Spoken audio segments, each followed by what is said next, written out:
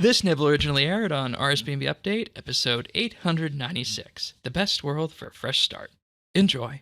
Well, you have the Luma Wolf Pet, which is based off of the skin from last year's Aurora Yak track that we saw with the cape and the pet in that promotion. Legendary pet. Yeah, Ooh. so Love me a legendary pet. you get that. There are also, and I think a lot of people are going to be going for these, there are also alternate skill capes for all the 99s and all the 120s that have inverted colors. So what this means is that your Slayer cape is going to be red with black trim, and your Herblore cape is going to be yellow with green trim. I honestly, this is the reward that tempts me most to play this game. Yo, a solid. Can you imagine? I don't know how this is going to work with untrims, but I'm picturing a solid black archaeology cape. Yes, that's going to look so clean. Are you kidding me? Sirion, which cape do you want?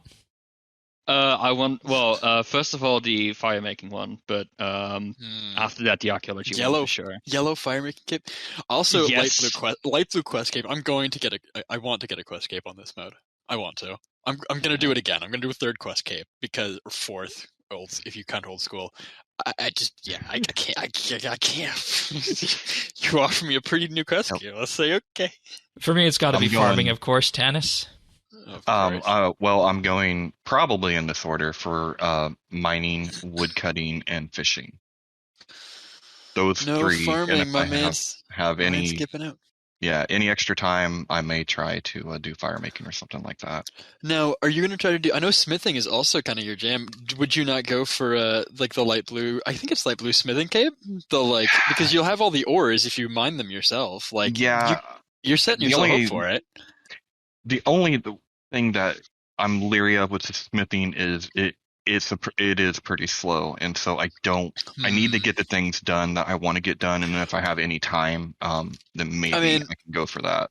So maybe the best this is thing I'm going to do is hit 70s though before that 8 weeks. You need to get everything you're going to go for up to that 70 before that 8 weeks is over. Like number one. If you're planning on doing this, get it done. The XP, it sounds to me, and somebody in Jagex can correct me if I'm wrong, it sounds to me like every skill under 70 gets an automatic 100% extra XP.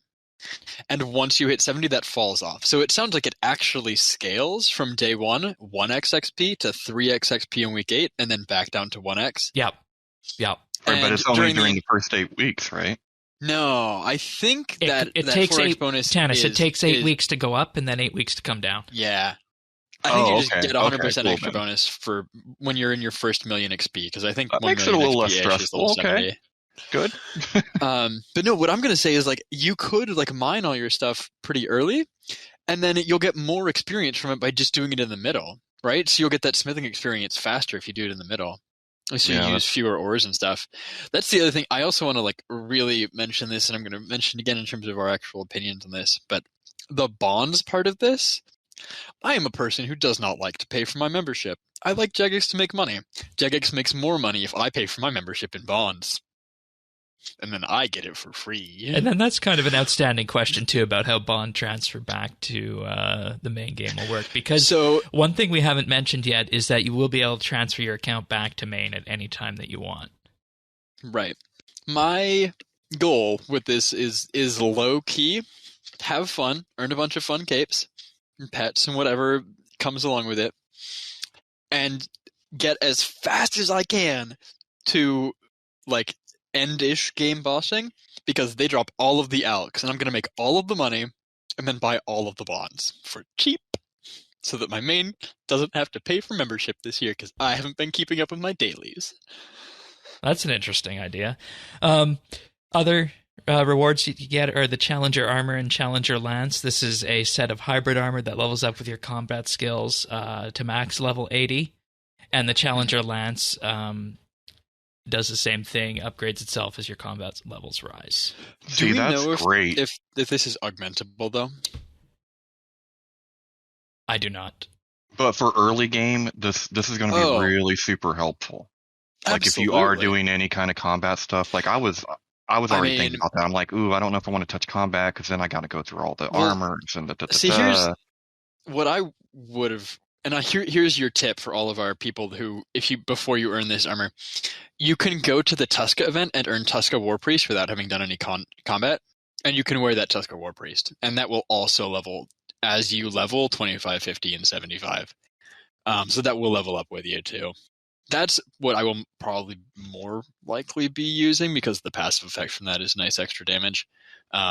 The lance intrigues me, but if it's not augmentable, I'm just going to end up using the, whatchamacallit, the Sun Spear, anywho. Yeah, because perks. All right. Also, there's the Halo pet skins. All skilling pets earned in this mode will have a unique gold halo, and what we have not mentioned yet with these rewards is that most of these rewards will have a token that can be traded once, not through the Grand Exchange. So you can use this token, send it back to your main. So if you want that alternate archaeology cape, or you want the alternate... I despise this. Or you want the alternate farming pet, you can give that to your main as well. It's only going to be tradable once, though, not through the GE.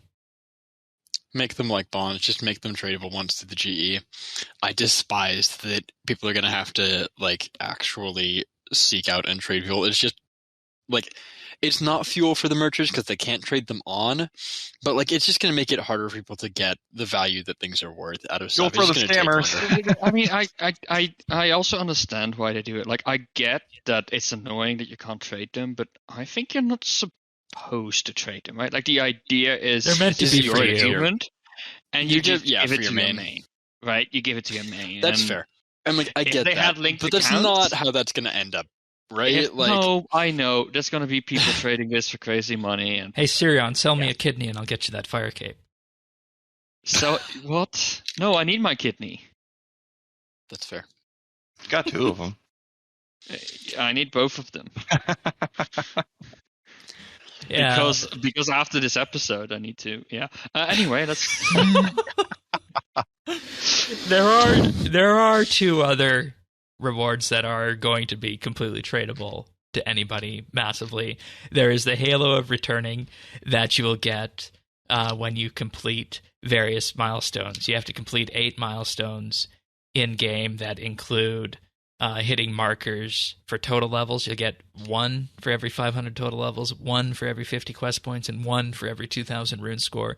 And after you get 8 of those, you will get the Halo of Returning, which looks like the old Disc of Returning, except it appears on your head.